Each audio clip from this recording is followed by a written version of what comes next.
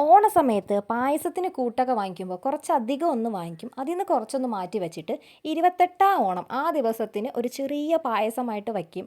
എല്ലാ വർഷവും ഞാൻ കണ്ടുവരുന്ന ആ ഒരു രീതി അങ്ങനെ തന്നെയാണ്.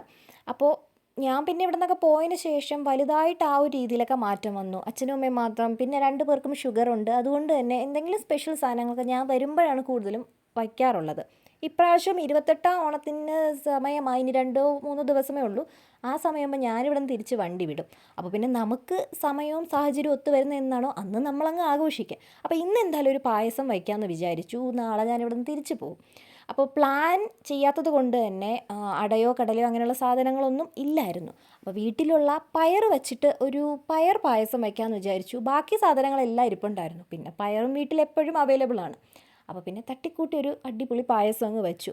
എനിക്ക് പായസങ്ങളിൽ ഏറ്റവും ഫേവറേറ്റ് ആയിട്ടുള്ളത് കടലയാണ്. അട ഞാൻ പണ്ടെപ്പോഴോ ഒന്ന് കുഞ്ഞിലേ ടേസ്റ്റ് ചെയ്ത് എനിക്ക് ഇഷ്ടമല്ലാത്തൊരു പായസമാണ് അട എന്ന് പറയുന്നത്. എവിടെ കല്യാണത്തിന് പോലും ഞാൻ അട വാങ്ങിക്കാറേ ഇല്ല.